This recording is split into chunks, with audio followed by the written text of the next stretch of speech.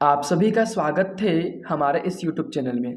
आज की इस वीडियो में हम क्लास 9th का साइंस विषय का एक वेरी इंपॉर्टेंट टॉपिक लेकर के आए हैं, जिसे समझने में स्टूडेंट लोग को काफ़ी ज़्यादा परेशानियों का सामना करना पड़ता है। जी हाँ, आजकल के शिक्षक आसवन और प्रभाजी आसवन में अंतर नहीं बताते हैं। कुछ शिक्षक बताते हैं, उनको धन्यवाद, लेकिन कुछ शिक्षक ऐसे थे जो नहीं बताते हैं। ठीक है, हम लोग भी जहाँ पढ़े थे वहाँ पर हम लोग को आसवन और प्रभाजी आसवन में अंतर नहीं बताया गया था। बाद में हमको बहुत सारा दिक्कत हुआ, लेकिन आज की इस वीडियो में हम आसवन विधि के बारे में कंप्लीट जानकारी देंगे और इसके बाद और एक वीडियो बनाएंगे जिसमें प्रभाजी आसवन के बारे में कंप्लीट जानकारी देंगे। तो फिलहाल यहाँ पर क्वेश्चन को पढ़िए, क्या लिखा है?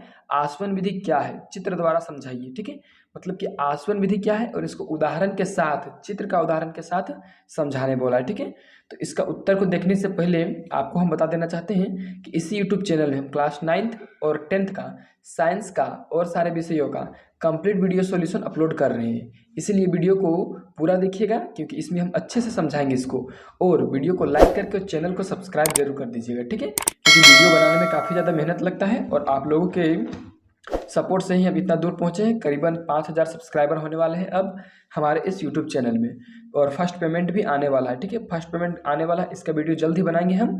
किस प्रकार से आया, कितना मेहनत लगा, बहुत सारा कुछ बताएंगे। ठीक है, और भी कुछ दिखाएंगे आप लोगों को जो आप लोग के लिए सरप्राइज है।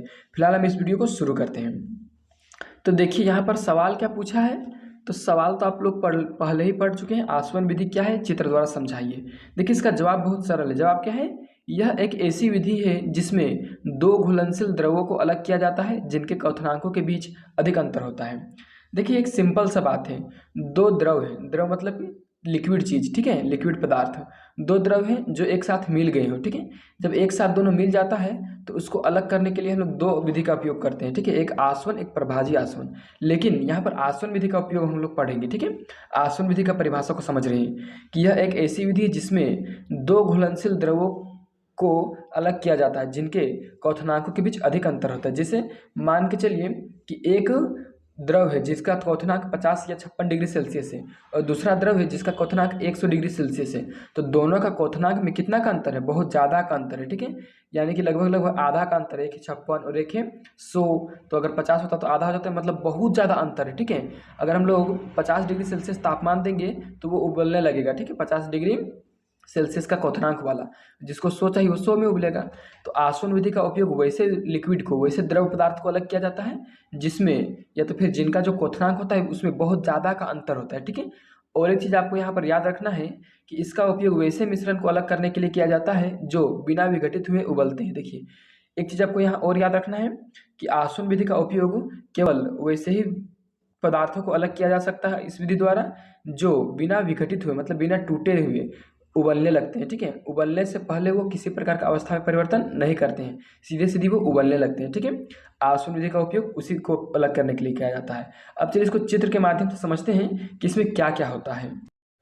तो चलिए समझते हैं हम अब इसकी क्रियाविधि को कि कैसे ये कार्य करता है। ठीक है, तो सबसे पहले यहाँ पर आपको बता दें कि यहाँ पर दो प्रकार का तरल है, एक है एसीटोन और एक है जल। एसीटोन का क्वथनांक होता है कितना? तो एसीटोन क्वथनांक होता है 56 डिग्री सेल्सियस और जल का 100 डिग्री सेल्सियस। यानी सिंपल सा बात है, दोनों का क्वथनांक में अधिक का अंतर है। ठीक है, तो पहले कौन उड़ेगा? पहले एसीटोन उड़ेगा। देखिए अब क्या होता है, यहाँ पर आप देख रहे हैं आसवन फ्लास्क। आसवन फ्लास्क में दोनों विलियन को रख दिया जाता है। ठीक है, दोनों जो पदार्थ है उसको रख दिया जाता है।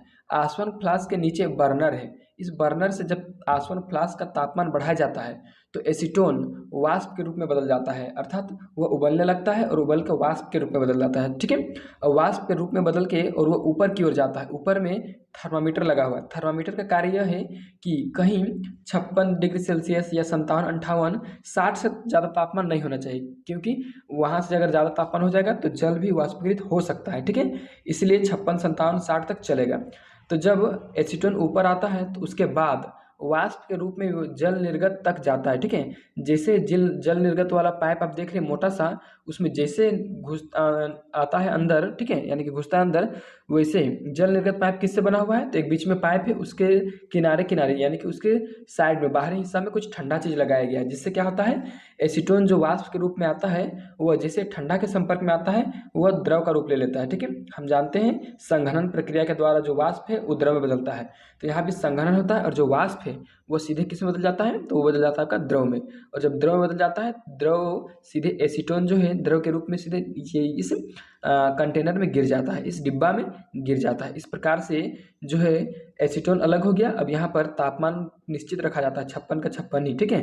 तो जब 56 रखा जाएगा तो पानी तो उड़ेगा नहीं वाष्प बन के, ठीक है, क्योंकि इसका क्वथनांक तो 100 डिग्री सेल्सियस होता है। इस प्रकार से एसीटोन यहाँ से अलग हो गया और पानी इसी में रह गया, ठीक है। और पानी को यहाँ से फिर बाद में अलग कर लिया जाता है, ठीक है।